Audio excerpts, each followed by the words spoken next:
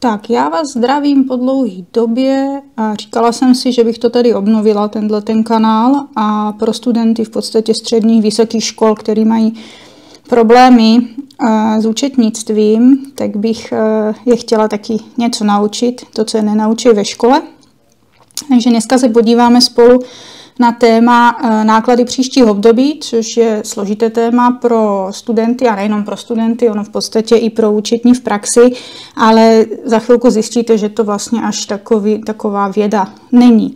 Tak nejdřív musíme vědět, co je to akruální princip účetnictví. To znamená, že náklady a výnosy se nám musí účtovat do období, se kterým a věcně časově souvisí.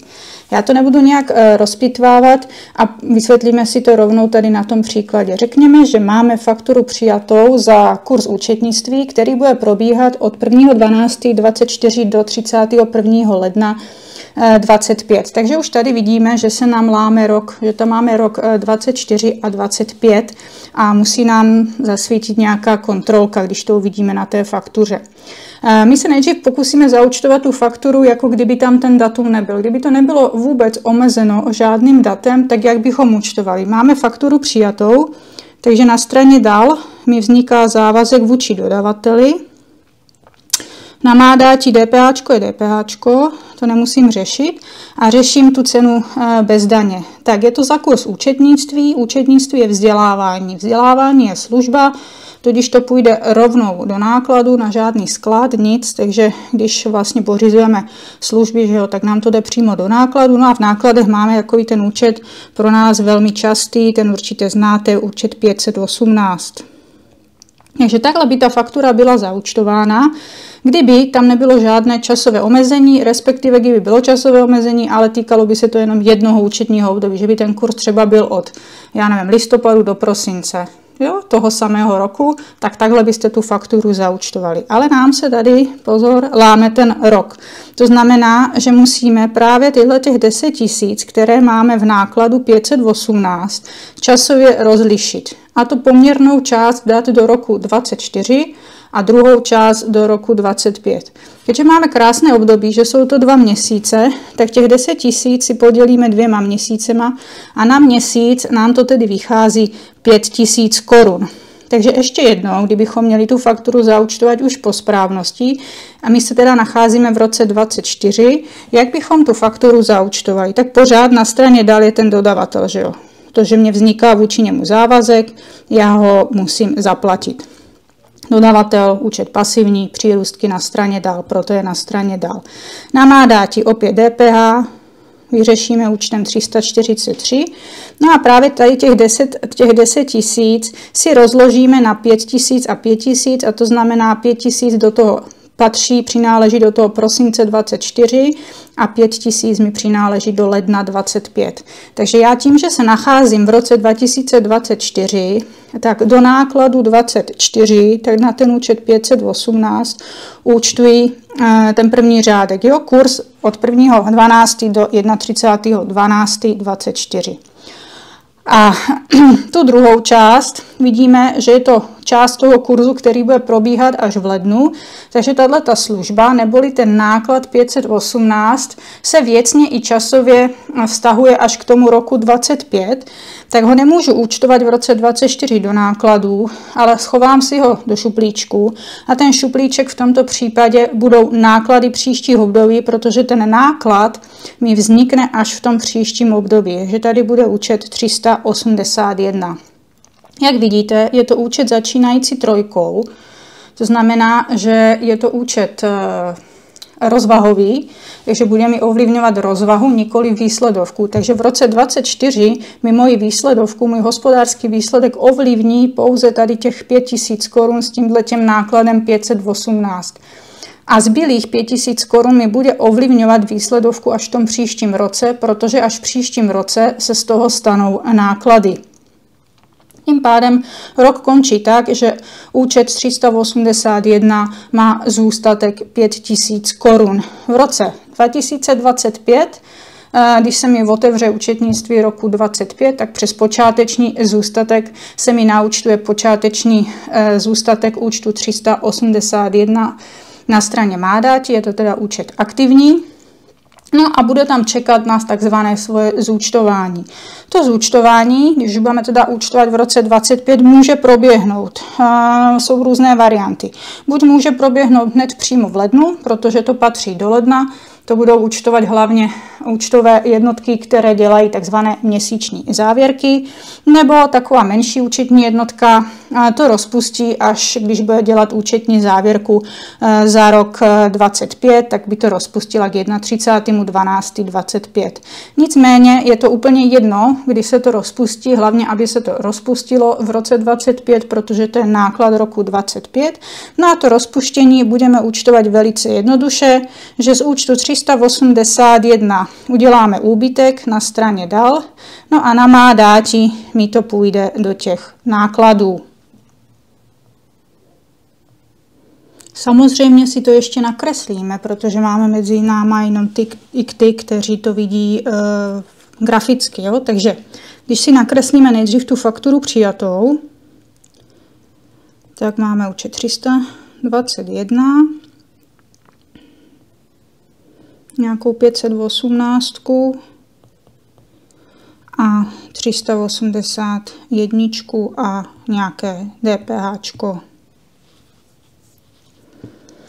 Tak, co se týče dodavatelů, tak tam je na straně dál celá ta částka, jo, že dodavateli dlužíme 12 100 korun.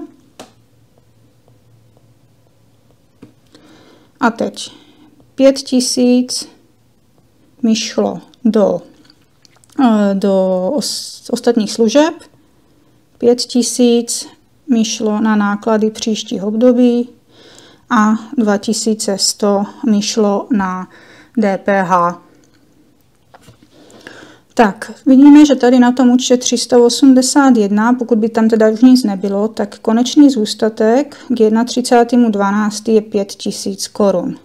Takhle by byl uzavřený rok 2024. Já to teď takhle oddělím. Jo, tohle je teda rok 2024 a rok 2025. Přes počáteční účet rozvážný, takže přes účet 701 se mi naúčtuje počáteční zůstatek na účtu 381 5 000 korun. Otevře se mi účetnictví roku 2025. Jo? Tady buď vám to udělá software automaticky, a asi určitě v dnešní době, a kdysi se to muselo účtovat ručně, a ten software zaúčtuje 381, má dátí dál 701. Tak, a teď už je na nás, že my musíme teda rozpustit. Říkali jsme, že buď to uděláme přímo v tom lednu, nebo až k 31.12., jinak to můžete udělat kdykoliv v průběhu roku. Na tom asi až tak nezáleží, záležet bude na tom, aby to bylo právě v těch nákladech roku 2025, těch zbylých 5 000 korun. Tak řekněme, že třeba hned v tom lednu k 1.1. to rozpustíme do nákladu roku 2025. To znamená, odúčtujeme to tady z toho účtu 381 a zaúčtujeme na účet 518. Pardon.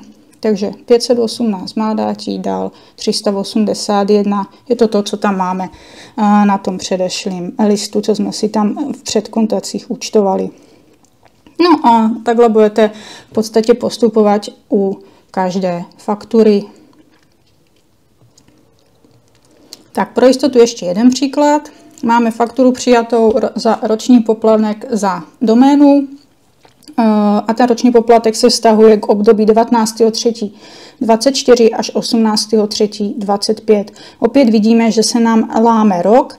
Nejdřív tu fakturu teda zkusíme zaúčtovat jenom bez toho, že bychom se dívali, že se nám tady láme rok, jenom abychom věděli, abychom si určili, kterého nákladu se to týká.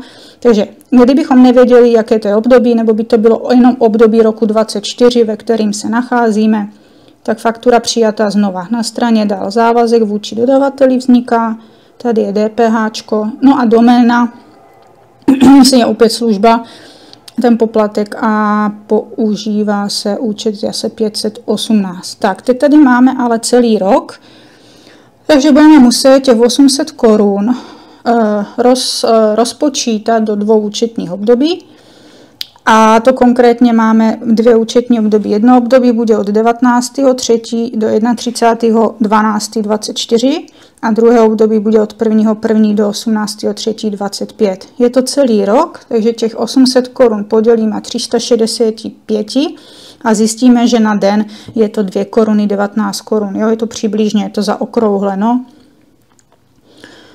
Zaokrouhlu většinou na 2 desetinná místa. No a pak už jenom dopočítáme, kolik dnů přináleží roku 24.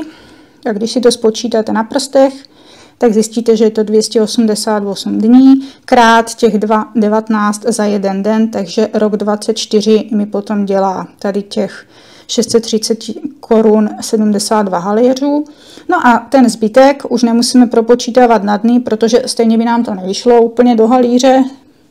Proč? No, protože jsme zaokrouhlili, takže to druhý období děláme rozdílem. Takže od 800 odečteme to první období a zůstává nám tady těch 169 korun 28 haléřů. S DPHčkem se samozřejmě nic neděje, DPH má svůj svět a ten si řešíme na účtu 343. Nás teď zajímá ten náklad 518. Takže bychom tu fakturu museli teda rozúčtovat na 3 řádky. Na straně dál by byl teda účet 321. Namádátí DPH je tady. No a teď rok 24, my jsme v roce 24, je to náklad roku 24, těch 630 korun, tak účtujeme směle do nákladu 518. A ten zbytek 169 korun je nákladem příštího období, opět schováváme do šuplíčku 381. A takhle končí rok 24, co se týče tady toho jednoho příkladu. V roce 25 se nám teda otevírá účet 381 jakožto aktivní účet s počátečním zůstatkem 169 korun 28 haléřů. No a čeká na své rozpuštění a to rozpuštění uděláme tak, že teda ho snížíme, uděláme úbytek a rozpustíme to do nákladu. Tady tím, že je to je to delší období, tak opět můžete to udělat jednorázově k 1.1. nebo k 31.12. No a účetní jednotky, které potřebují dělat měsíční závěrky, jsou to velké firmy, jo, sledují si měsíční hospodářský výsledek, tak by rozpouštěli postupně tu poměrnou část za leden, únor, březen, jo. Takže by to na 3krát, jako kdyby zaúčtovali tohleto, by zaúčtovali na 3krát, museli by si tu částku ještě rozdělit do ledna, února a března. Tak, věřím, že jsem vám pomohla a že jste to pochopili. Budu ráda, když to oceníte nějakým lajkem, případně do komentáře dáte aspoň srdíčko nebo něco, aby to YouTube samozřejmě zobrazil i v ostatním studákům a pomohlo jim to při studiu účetnictví. Takže mějte se krásně a uvidíme se zase příští týden. Pa, pa!